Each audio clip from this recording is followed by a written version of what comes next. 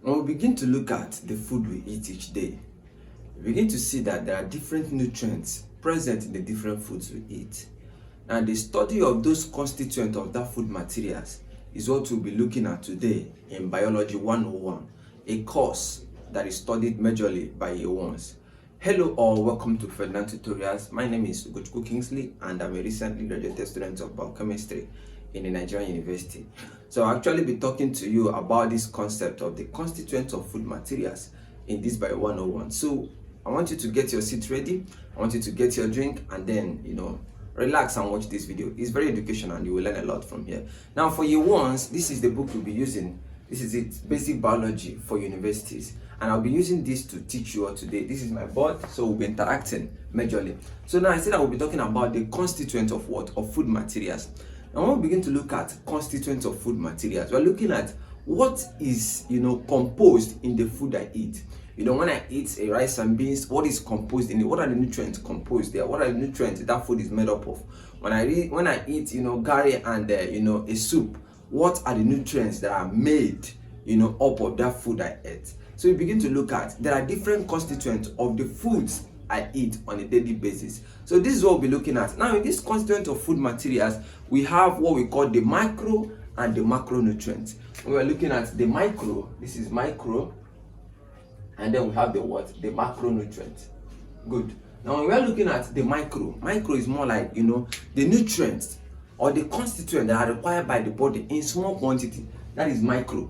Are you there? Now when we're looking at the macro is more like a nutrient that is required by the body in large quantity. Now when we're looking at the micronutrients, we're looking at the vitamins, we're looking at the minerals, alright? Now when we're looking at the macronutrient, macro, big, large, they are nutrients that are required by the body in what? In large quantities. We're looking at carbohydrates, we're looking at proteins. Are we together now? We're looking at what? Lipids.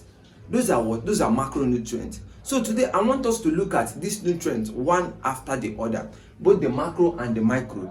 Now remember when we were in secondary school, you guys are in year one, right? Good. When you're in secondary school, they taught you that, we have 6 classes of food. We're going to look at the carbohydrates, we're going to look at the proteins, we're going to look at the lipids. When we're looking at lipids are majorly fats and oil, right? Good. We're going to look at vitamins, we're going to look at minerals, then they add water. Very essential, very important. We're not looking down on any of them. So I want us to look at it one after the other. So when you hear about the constituents of food materials, I want you to see it as, okay, this is what is, what makes up the food I eat. Are you getting it? That is the constituent of what? Food materials. So we don't just eat rice and beans because we feel like this is what we need. We eat them because there are constituents that, that are contained in that rice that my body actually what? Needs. So I want us to look at majorly, let's start from carbohydrates. Let's start from what? Carbohydrates. Now, carbohydrate is made up of 3 compounds. Carbohydrates, let's look at number 1 here. Carbohydrates. Are we together now?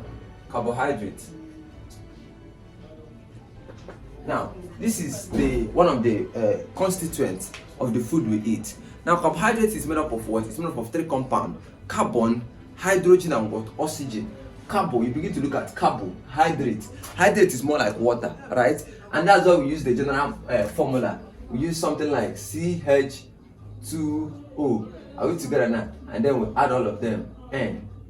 Are you getting it? So that's why we call carbohydrates most of the time hydrated carbon. Are you getting it? So when you go outside and someone is calling carbohydrate a hydrated carbon, you should know that this hydrated carbon and this, they are what? The same thing. So carbohydrate is made up of these elements, carbon, hydrogen, and what? And oxygen. Are you there? Good. Now, in these carbohydrates, there are different types of carbohydrates, right? We have the monosaccharides, we have the disaccharides, we have the oligosaccharides, and we have the what? The polysaccharides. I'll be looking at majorly all of them. This is going to be a long video, right? So, but just, I'll try my best to make it shorter so that, we can save a lot of, time and all that, and also get what we want. So now, let's look at the monosaccharides. Now the monosaccharides contain one simple sugar. Are you getting it? And in the monosaccharides, we have different types of monosaccharides. We have the trioses, we have trioses, we have tetroses. Are we together now? We have tetroses, we have pentoses. I will explain. We have pentoses, we have hexoses. I will stop at hexoses. And we're talking about, remember I told you that carbohydrates are more like they are nutrients that are gotten from the food we eat. They are one of the constituents. They gives energy in our body, right? Food that are rich in carbohydrates are food that actually gives us what? Energy. So now we begin to look at the different types of carbohydrates. As I've mentioned, I told you we have mono, we have di, we have oligo, and now we have what? Polysaccharides. Now I want us to look at monosaccharides. I told you that monosaccharides are actually carbohydrates that are made up of what? A simple sugar, one simple sugar. And then under that monosaccharides, we have the trioses, we have tetroses, we have pentoses, we have hexoses. We also have heptoses, and in some cases we have what? Octoses. So I just want to mention this few. Now we don't have anything like dioses or monosis. Are you getting it? Monosaccharide starts from 3 carbon sugars. So when we hear about trioses are actually 3 carbon sugars, right? When you hear about tetroses are actually 4 carbon sugars. When you hear about pentoses are actually what? 5 carbon sugars. When you hear about hexoses are actually what? 6 carbon sugars. Now this is where you see glucose. Are you getting it? This is where you see glucose. So glucose are what? 6 carbon sugar. Now I know that some of you don't know the molecular formula of glucose. So I will show you how we got that what? Molecular formula of glucose. Look at molecular formula of glucose. C6H12O6, right? Good. I will show you how we got this C6H12O6. Remember that glucose is what? A monosaccharide. And the monosaccharide under what? Under hexoses. When we are talking about hexoses are sugars with what? 6 carbon atom. So this is what it is. So we now say that if an example is glucose here, we now say that C6 from this formula N. Let's say that N will be equal to 6 here. So anywhere we see N, we put 6. Remember that this N outside bracket simply means Cn. Okay, let me open the bracket. It will not be CnH2ON. Are we together now? So anywhere I see N, I'll put 6. So 6 times N, I'll have C6. Now remember that H2 and N. So I will say N times 2. Are we together now? That's 6 times 2. I don't know if you get what I'm saying. We now have H12 and then ON. So O times 6 is what? O6. That's how we got our glucose. Are we together? C6H12O6. So that is that about the monosaccharides. Now I want to also look at the disaccharides. And when looking at disaccharides are sugars with 2 molecules. Are you getting it? They are what? 2 molecules of sugars. Now we can also say in my definition, I say that these are compound, also referred to as complex or reducing sugars, right? They yield 2 sugar molecules when hydrolyzed. Are we together now? They yield what? 2 sugar molecules when hydrolyzed. We mentioned maltose, we mentioned lactose, and then we mentioned what? Sucrose. Now we begin to look at something like maltose, lactose, and what? And sucrose. Are we together now? Now remember that when we are talking about disaccharides, we are looking at different monosaccharides joined together. Are you getting it? Different monosaccharides. Here we're looking at 2 monosaccharides joined together to form what? To form a disaccharide. For this sucrose now, in sucrose we have glucose. Are we together? Plus what? Plus fructose. Lactose we have glucose plus what? Plus galactose.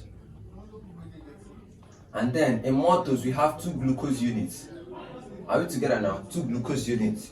So that is that for disaccharides. So when you hear about disaccharides, we are looking at what?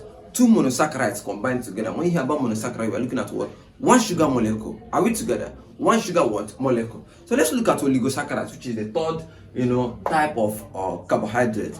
Now looking at 3 to 6 what? Sugar molecules. In monosaccharide, 1 sugar molecule. Disaccharide, 2 sugar molecules. Are we together? In oligosaccharide rather, we have what? 3 to what? 6 sugar molecules. Example, we're looking at maltotrioses. What it simply means is what? Glucose plus glucose plus glucose. 3 glucose units joined together. That's maltotrioses. Are we together now? So that is that. Now we're looking at polysaccharides. We're looking at complex sugar molecules. We're looking at what? Complex sugar molecules. More than hundreds, more than 1,000, more than 500. Are we together now?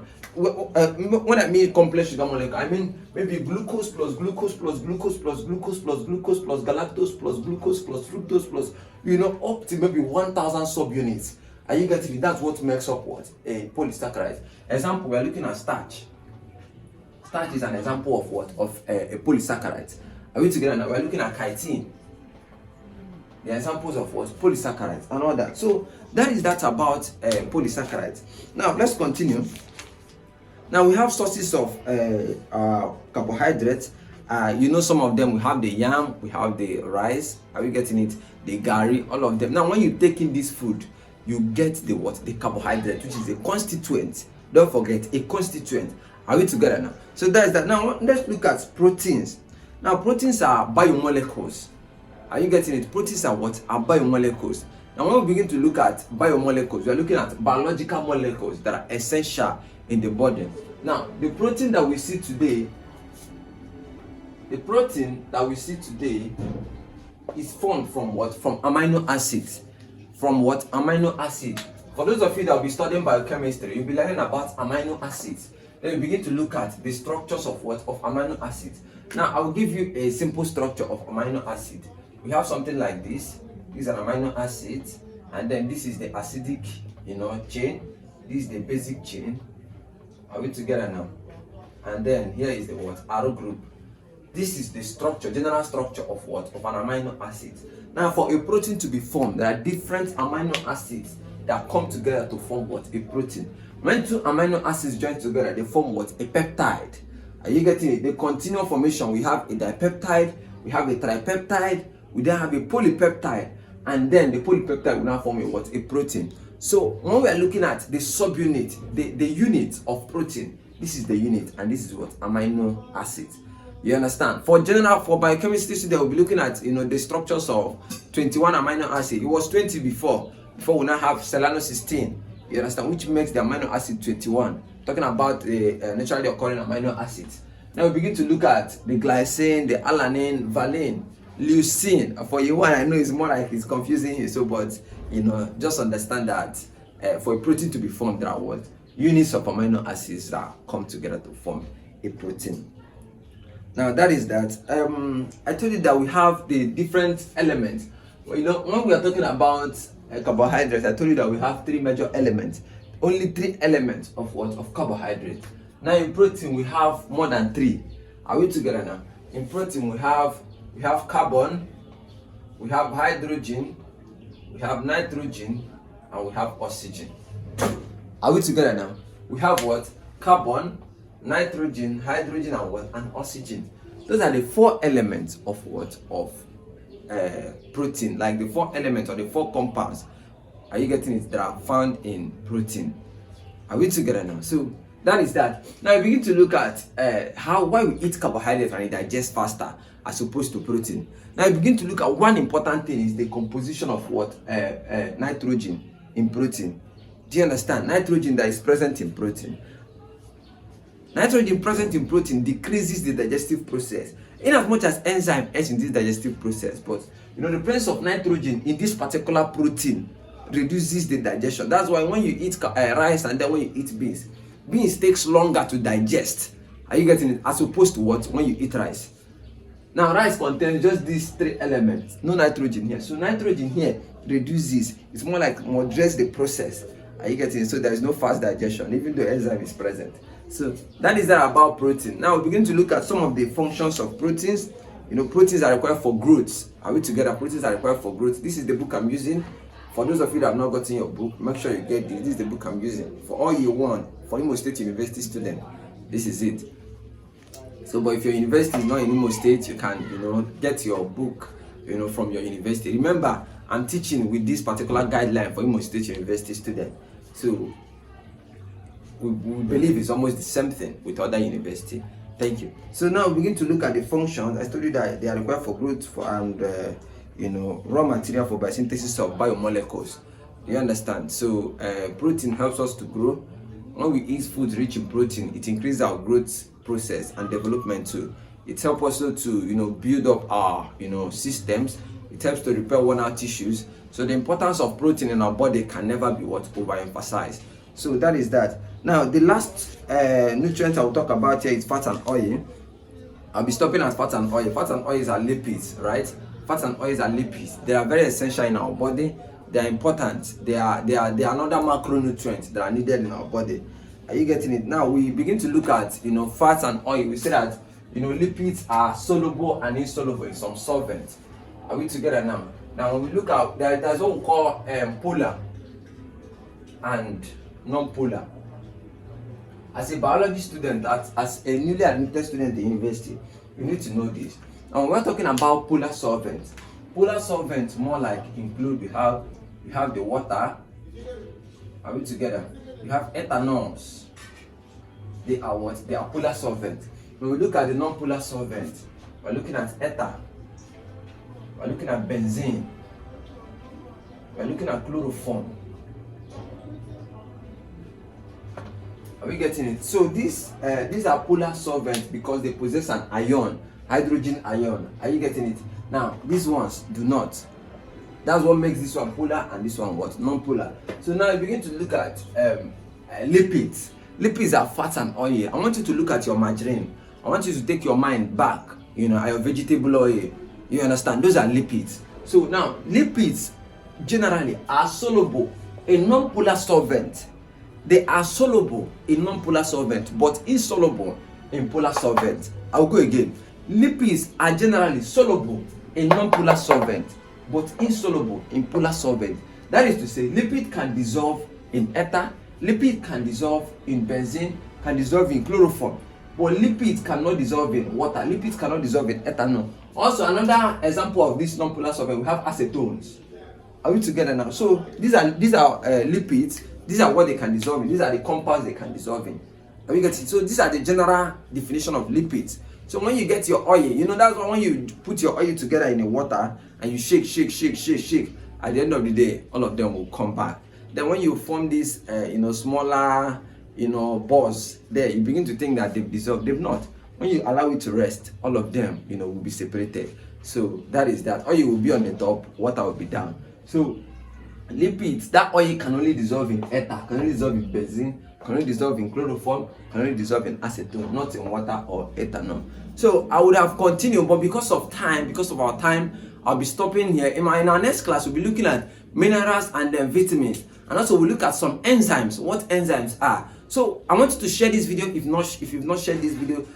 Thank you all for watching. See you again in my next video. Bye for now.